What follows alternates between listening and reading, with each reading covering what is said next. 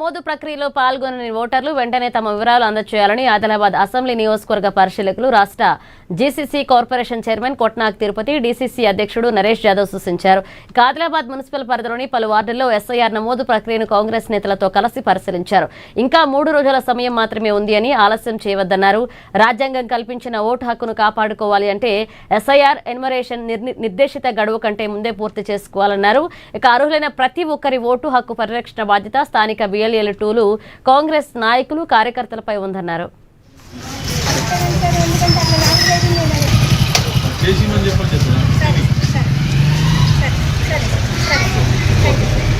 అందరికీ ఇన్స్ట్రక్షన్ ఇవ్వండి.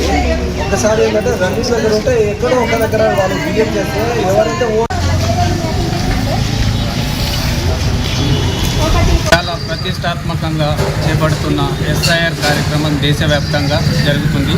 దాంట్లో భాగంగానే ఈరోజు ఆదిలాబాద్ పట్టణంలో ఏదైతే దాదాపుగా ఇక్కడున్న వార్డు వైజ్ చూసుకుంటే 90% ఎస్ఐఆర్ కంప్లీట్ కావడం జరిగింది.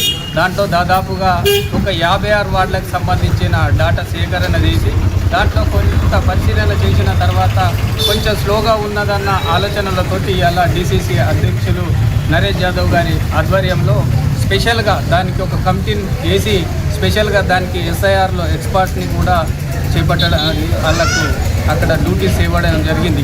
దాంట్లో భాగంగానే ఏదైతే రాజ్యాంగం కల్పించిన ఓటు హక్కును రక్షించాలనే ఉద్దేశంగా ఈరోజు దేశవ్యాప్తంగా ఇది చేయడం జరుగుతుంది. ఇక్కడికి బిఎల్ఓస్ కానీ బిఎల్ఏస్ కానీ చాలా పకడ్బందీగా పనిచేస్తున్నారు.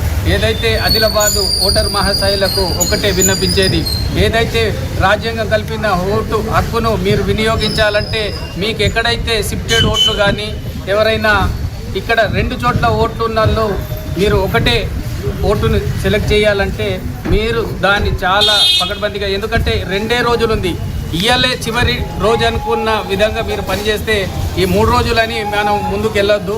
3 తారీఖు వరకు అనుకుంటున్నాం కానీ 3 తారీఖు కాదు, ఇయ్యాలే లాస్ట్ డేట్ అన్నట్టుగా మీరందరూ కూడా ఓటర్లు దాన్ని క్లోజ్ చేసుకొని ఎక్కడైతే మీకు అన్వాంటెడ్ ఓట్స్ ఉన్నాయో దాన్ని డిలీట్ చేసుకొని మీకు కావాల్సిన చోట దాన్ని ఎన్రోల్ చేయవలసిందిగా విజ్ఞప్తి చేస్తున్నాం. మరి వాస్తవానికి ఆదిలాబాద్ జిల్లాలో ఇప్పటివరకు 90% వరకు మన ఎన్యుమరేషన్ అయింది.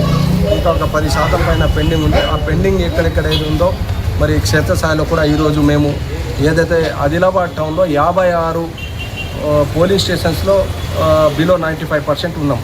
సో దాన్ని ప్రత్యేకంగా మేము డివైడ్ చేసాం, క్లస్టర్ వైజ్గా డివైడ్ చేసి అక్కడ కూడా ఈరోజే మేము కాంగ్రెస్ పార్టీ పరంగా ఇన్ఛార్జ్లను కూడా పెట్టడం జరిగింది.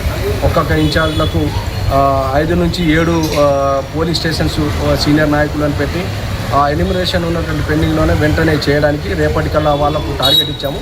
ఆ టార్గెట్ని కంప్లీట్ చేయడానికి వాళ్ళకు డివైడ్ చేసాం. కాబట్టి క్షేత్రస్థాయిలో ఆ విధంగా పని జరుగుతూ ఉంది. మరి మేము ఒకటే ఓటర్ మహాశయులకు మేము కోరుకుంటా ఉన్నాం, మీరు తెలుసుకోవాలి.